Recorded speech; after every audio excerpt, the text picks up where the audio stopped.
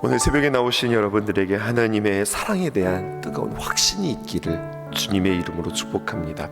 시편 139편을 오늘과 내일에 걸쳐서 우리가 함께 묵상하게 되어지는데요, 오늘은 시편 139편 1절에서 12절에 있는 말씀입니다. 특별히 시편 139편 1절에서 12절을 반으로 뚝 잘라서 시편 139편 1절에서 6절까지는 나를 아시는 하나님입니다.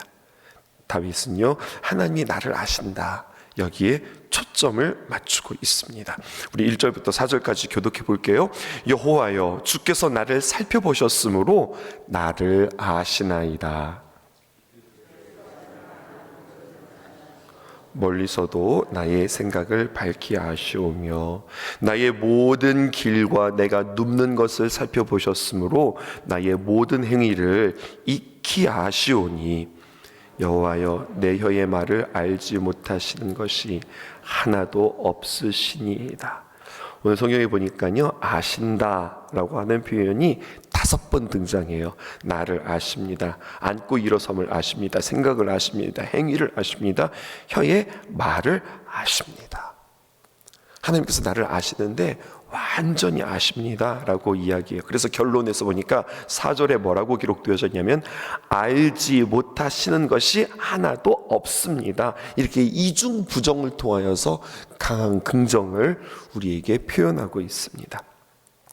우리 1절부터 다시 한번 볼까요? 나를 아신다라고 할 때 여러 단계를 통해서 우리에게 이야기하고 있어요. 첫 번째, 여호와여, 주께서 나를 살펴보셨으므로 나를 아시나이다. 우리 하나님은 어떤 분이신가? 나를 깊이 들여다보시는 하나님, 나를 살피시는 하나님이에요. 근데 이렇게 깊이 들여보시고 나를 이렇게 살피시는 그 하나님의 시선은 감시자의 시선이 아니라 나를 사랑하시는 주님의 시선입니다. 주님께서 나를 찬찬히 살펴보심으로 나를 다 아신다라고 전체적으로 이야기하고, 그러면 어떻게 하시는가? 무엇을 하시는가? 2절 보실게요. 주께서 내가 앉고 일어섬을 아시고 멀리서도 나의 생각을 밝히 아십니다. 앉고 일어선다라고 하는 것은 나의 모든 생활을 아십니다, 이러한 뜻이에요. 그리고 멀리서도 나의 생각을 밝히 아신다, 내 마음을 아신다라고 하는 뜻이죠. 3절 보실게요. 나의 모든 길과 내가 눕는 것을 살펴보셨으므로 나의 모든 행위를 익히 아시오니. 여기서 나의 모든 길이라고 하는 거죠. 그것은 나의 앞에서는 나의 생활을 이야기한다면 생활에는 반복되어지는 습관이 있잖아요. 나의 습관, 행동, 그리고 나의 어떤 라이프 스타일을 뜻하는 겁니다. 또 눕는 것이라고 하는 것은 무엇일까요? 나의 삶의 은밀한 것, 아무도 보지 못하는 것, 주님께서 그것도 아십니다, 이렇게 표현되어지는 거죠. 다윗은 이렇게 자신에게 공개되어진 것, 또 공개되어지지 않은 숨은 것, 이런 모든 것들을 주님께서 다 아신다 표현하고 있어요. 심지어 4절 보실까요? 여호와여, 내 혀의 말을 알지 못하는 것이 하나도 없으십니다. 심지어는 내가 말을 하기 전에도 나의 생각까지도 나의 의도까지도 다 아시는 하나님, 이런 하나님 앞에서 나를 환히 알고 계신다고 하니 이것은 얼마나 두려운 일일까요? 5절 보십시다. 주께서 나의 앞뒤를 둘러싸시고 내게 안수하셨나이다.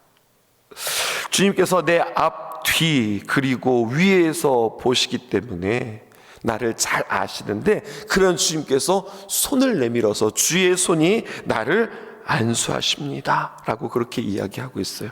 그러니까 주님의 귀하게 아심뿐만 아니라 주님의 보호하심을 우리에게 이야기하고 있죠. 그래서 1분단의 마지막 6절이 이렇게 끝납니다. 이 지식이 내게 너무나 기이하니 높아서 내가 능히 미치지 못하나이다. 하나님의 전지성이라고 하는 말이 있습니다. 이게 무슨 말이냐면 하나님이 모든 것들을 다 아신다.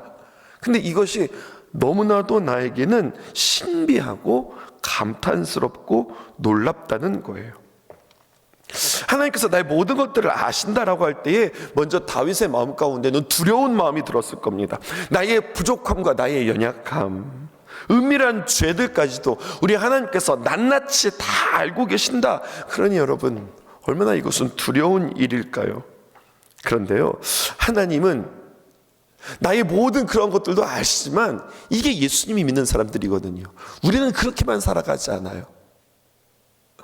하나님께서 나의 모든 것들을 아시는데, 나의 부족함, 나의 연약함, 나의 추악함, 이것을 아시는데 그것만 아시는 게 아니라 우리 예수님을 믿는 사람들은, 하나님을 믿는 사람들은 어떤 사람들입니까? 그것에 대해서 방치하지 않는 사람들이에요. 우리는 완전하지 않지만 그냥 그것들을 그냥 나의 삶에 끼고 사는 사람들이 아니에요. 나는 이렇게 살 수 없어.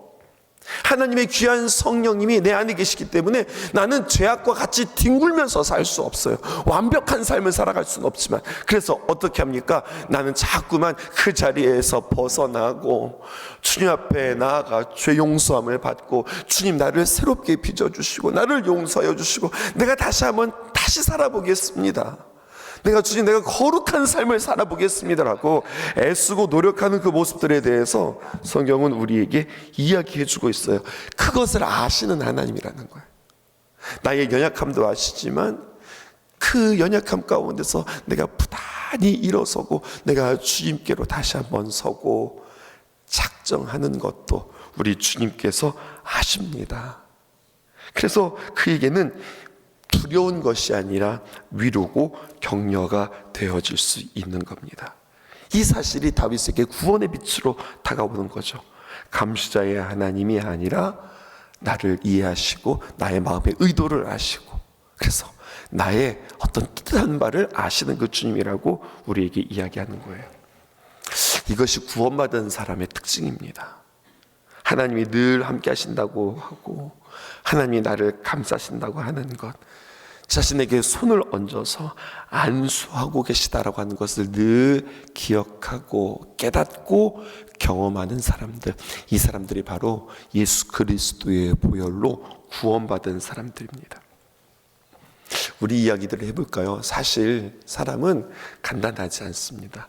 10길 물속은 알아도 사람 한 길 속은 모른다고, 참 다중적이고 다차원적입니다.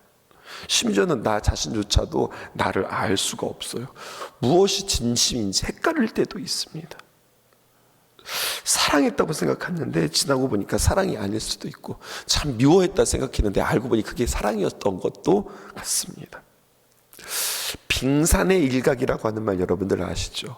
이게 수면 위에는 이게 조금 이렇게 일각, 작게 떠올라서 이거 별거 아니네 싶은데, 큰 배는 이 빙산을 지나갈 때 무척 조심해야 된다고 합니다. 왜냐하면 보여지는 것은 일각이고 사실은 수면 아래에 있는 큰 산이, 큰 얼음 덩어리가 있기 때문에 잘못하면 그 큰 배에 배전이 부딪힐 수 있기 때문에 그렇습니다. 근데 우리 사람이라는 게 그래요. 우리의 보여지는 부분들은 그냥 일각일 뿐이에요. 보여지지 않는 무의식의 크기는 사실 엄청나게 큰 것입니다. 그러니까 우리가 그 누군가를 안다 함부로 말할 수 없어요. 삭개오를 생각했습니다. 주님께서 삭개오에게 찾아오셔서 삭개오야, 주님께서 그의 이름을 불러주셨어요. 그 당시에 사람들은 삭개오를 어떻게 알고 있느냐, 저거 매국노, 저거 욕심쟁이, 저거 자기만 아는 자, 나라 벌어먹는 놈, 이렇게 삭개오를 손가락질했다고요. 그런데 어쩌면 사람들은 삭개오의 빙산의 일각, 그의 드러나는 모습만 보았는지 몰라요. 그의 드러나지 않은 큰 그 삭개오의 그 순전함, 삭개오라고 하는 말이 순수하다, 순전하다라고 하는 그 말이거든요. 근데 보여지지 않은, 어쩌면 삭개오는 늘 자신의 마음속에 갈등하고 그리고 힘들어하고 몸부림쳤을런지도 모르겠어요. 근데 사람들은 그걸 몰라요. 근데 주님이 아시죠. 그리고 삭개오야라고 부르잖아요.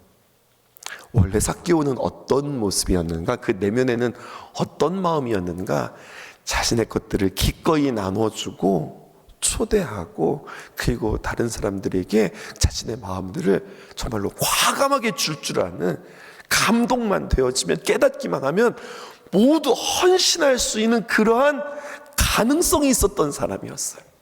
사람들은 그걸 보지 못했어요. 근데 예수님은 그걸 보는 거죠. 그리고 다른 사람들은 너를 모르는 알아도 나는 네 중심을 알아. 난 너의 가능성을 알아. 심지어는 내가 모르는 너를 나는 안단다. 그리고 주님께서 찾아가셔서 삭개오야 라고 불러주시잖아요. 그리고 그의 삶을 깨우쳐 주시고 변화시켜 주시고 그의 내면, 그 안에 있는 무의식의 잠재의식들을 깨워주시는 주님이시잖아요. 그리고 그분 앞에서 삭개오는 완전한 자유함을 얻게 되어집니다. 우리도 마찬가지예요. 하나님이 모든 것을 아신다. 그 하나님 앞에 우리가 두려워하는 것뿐만 아니라 내 모든 것들을 다 아시기 때문에 그 하나님 앞에서는요, 여러분 기도하실 때 오늘도 꼭 그렇게 기도하세요. 꾸미지 마세요. 무언가 하는 척할 필요도 없어요. 가식을 떨 필요도 없어요. 담대하게 주님 앞에 나가서 감출 필요도 없고 핑계댈 필요도 없고 또 하나님 앞에 부끄러울 필요도 없습니다. 그 하나님의 전지성을 우리가 알고, 하나님 아시죠? 하나님 사실 내가 이걸 원해요. 하나님 사실 나의 삶이 이래요. 사실 나의 마음이 이래요. 주님 앞에 고백하며 주님 앞에 나아갈 수 있기를 주님의 이름으로 축복합니다. 그런데 여러분, 참 좋은 것은요, 하나님께서 나를 아신다 뿐만 아니라 7절부터 시작해서 11절까지 주님께서 나를 아시는 그 주님은 능력의 주님이라는 거예요. 알기만 하면 뭐예요? 그냥 알고 끝나면 그냥 다 드러나는 것 뿐이에요. 뭔가 그것들을 고쳐주고 해결할 수 있는 능력이 없는 거예요. 근데 우리 하나님은요, 우리의 모든 것들을 아실 뿐만 아니라 우리를 고쳐주시고 우리를 새롭게 빚어주실 능력이 있으신 그 하나님이에요. 그래서 얼마나 좋은지 모릅니다. 시편 139편 1절에서 6절은 다윗 하나님이 아신다라고 하는데 초점이 있다면 7절에서 12절까지는 하나님이 능력이 있으신 분이고 그 하나님이 우리를 취급하신다. 그래서 우리를 따라오신다. 그렇게 말씀하고 계세요. 7절에서 8절입니다. 내가 주의 영을 떠나 어디로 가며 주의 앞에서 어디로 피하리이까? 내가 하늘에 올라갈지라도 거기 계시며 수월에 내 자리를 펼지라도 거기 계십니다. 나를 아신다라고 하는 사실에 하나님을 오해할 때는 어떻게 합니까? 두려워서 도망갑니다. 선악과를 따먹은 아담과 하와처럼 도망갑니다. 다윗도 도망갔습니다. 오늘 이 본문에 보면 여러 가지 많은 지명들이 나오는데요. 지명이라고 표현해 볼까요? 공간의 이름들이 나오는데요. 뭐 하늘, 수올, 바다끝, 흑암, 빛, 이런 것들이 나옵니다. 8절에서 보면 하늘과 수올이 나오는데요. 이건 다 어떤 차원이냐? 영원한 차원을 말하는 거예요. 그 당시에 하늘이라고 하면은 신들의 거처, 이렇게 생각했습니다. 수올이라고 하면 죽은 자들의 거처라고 하는 겁니다. 아주 대비되어지는 그런 표현들이죠. 특별히 수올이라고 하는 것은 죽음이나 무덤과 같은 상태를 말하는데 당시 사람들이 생각할 수 있는 가장 낮은 장소를 의미했다고요. 그래서 수올이 어디에서도 등장해요? 요나서에서도 등장하는 거잖아요. 내가 저기 바다, 저 깊은 바닷속에 수올에 내가 빠져 있습니다. 그러니까 모든 사람들로부터 버림받고 죽은 사람처럼 되었다 한들 그래도 주님이 나와 함께 하시면 내가 뭐가 문제일까요? 이 고백이죠. 9절 보실까요? 내가 새벽 날개를 치며 바다 끝에 거주할지라도. 여기서 새벽 날개라고 하면은요, 여러분 새 가운데 알바트로스 새 생각했어요. 뭐 이런 거 있잖아요. 일찍 일어나는 새가 뭐 가장 멀리 난다, 가장 먼저 고기를 잡는다.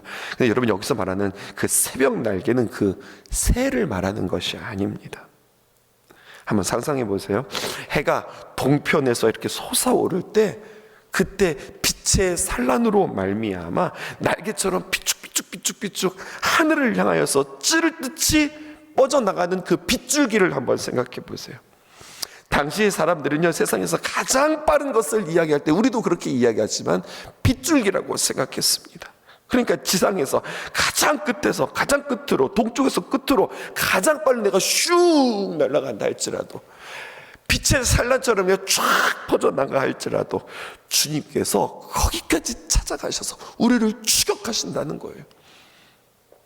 막 도망가는 우리를 추격한다고 하는 이야기가 아니라 그렇게 우리에게 쫓아오셔서 우리를 도우신다고 하는 거예요. 10절 보실까요? 거기서도 주의 손이 나를 인도하시며 주의 오른손이 나를 붙드시니이다. 우리는 11월과 12월 주의 손이라고 하는 찬양 매 예배 시간마다 함께 고백하고 있죠. 우리가 이렇게 고백합니다. 주의 손이 고치시네 상한 우리의 마음을, 주의 손이 붙드시네 우리의 흔들리는 우리들의 삶을. 찬양 고백할 때마다 참 감격스럽고 참 좋지 않으세요?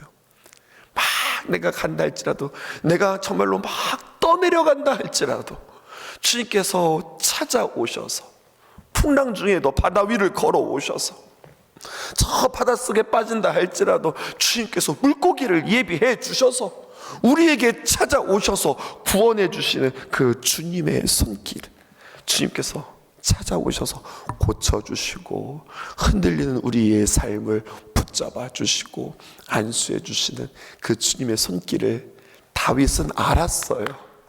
알고 경험했어요. 그리고 그는 노래합니다. 마지막 보실까요? 11절과 12절입니다. 내가 혹시 말하기를 흑암이 나를 반드시 덮고 나를 두른 빛은 밤이 되리라 할지라도 주에게서는 흑암이 숨기지 못하며 밤이 낮과 같이 비추이나니 주에게는 흑암과 빛이 같음이니이다. 이 본문은 여러분들과 함께 주일에 나누었던 말씀이기도 해요. 11절과 12절에서는요, 시간적인 차원을 말하는 겁니다. 빛이 밤이 되어 깊은 흑암 가운데 있다 할지라도 하나님에게 흑암 문제 없다. 낮이나 밤이나 주님께서는 같다. 흑암과 빛이 같습니다.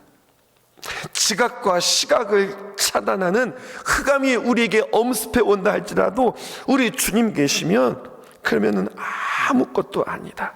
주님께서 우리에게 이야기하는 거죠. 정리해 볼까요? 우리가 예수님을 믿고 가장 큰 복이 무엇입니까? 라고 이야기한다면 이렇게 대답했으면 좋겠어요. 내가 예수님을 믿고서 가장 큰 받은 복이 뭐예요? 그러면 저는 주님 안에 있어요. 이렇게 고백할 수 있기를 바라요. 주님 안에 영접하는 자, 곧 그 이름을 믿는 자들에게는 하나님의 자녀가 되는 권세를 주셨다. 볼지어다 내가 문 밖에서 두드리노니 누구든지 내 음성을 듣고 문을 열면 내가 그에게로 들어가 그와 더불어 먹고 그는 나와 더불어 살리라.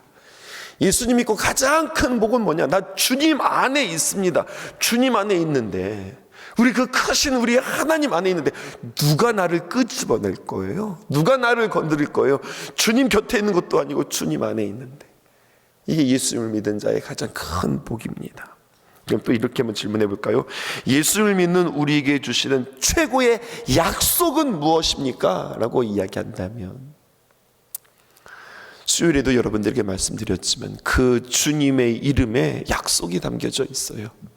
에덴 동산에 그 약속이 담겨져 있고, 그리고 예수 그리스도의 그 이름에 그 귀한 약속이 담겨져 있고, 요한계시록 처음부터 끝까지 그 약속이 우리에게 기록되어져 있고, 예수님이 승천하시면서 우리에게 하신 약속이 있는데, 주님께서 우리에게 주시는 최고의 약속, 세상 끝날까지 너희와 항상 함께 있는다. 임마누엘, 주님이 우리와 함께 하신다. 여러분, 이 약속이에요. 다윗이 이거 알았던 것 같아요. 주님 안에 거하는 자의 복, 주님이 나와 함께 하시는 자의 복. 그래서 오늘 시편 139편을 그는 노래하는 겁니다. 하나님이 나의 모든 것 아십니다. 그것은 정죄가 아니라 사랑이라고 하는 것. 그래서 피할 수 없는 사랑의 빛이라고 오늘 말씀의 제목이에요. 우리가 어디로 가든지 언제 가든지 또 어떤 흑암 속에 있든지 하나님 그곳에 계셔서 우리를 붙잡고 계신다. 그러니 우리는 어떻게 해야 돼요? 앞에서도 이야기했지만 우리의 연약함과 죄악과 부족함과 그 추악함을 방치하지 말고 그냥 내버려 두지 말고, 부족하지만 부단히 오늘도 주님 앞에 거룩한 삶으로, 정결한 삶으로, 온전한 삶으로 나는 주님 앞에 또다시 섭니다. 난 또 한 번 노력할 것입니다. 나는 주님의 거룩한 보혈로 나는 오늘도 또다시 일어납니다. 내 안에 있는 악하고 더러운 죄악의 모든 권세들이 예수 그리스도의 이름으로 떠나갈지어다 선포하며, 예수님의 이름을 선포하며 주님 앞에 승리하는 저 여러분 되기를 주님의 이름으로 축복합니다. 기도하겠습니다. 나의 영질이 이루어지기 전부터 주님 나를 알고 계셨네. 나의 시간이 시작되기 전부터 주의 책에 기록하셨네. 나를 향하신 하나님의 생각이 어찌 그리 보배로운지, 나를 향하신 주의 인자하심이 어찌 그리 크고 진실하신지. 나는 주의 것, 항상 주의 것, 세상 끝에 나고 할지라도 나는 주의 것, 여전히 주의 것, 누구도 그 사랑 뺏지 못하리.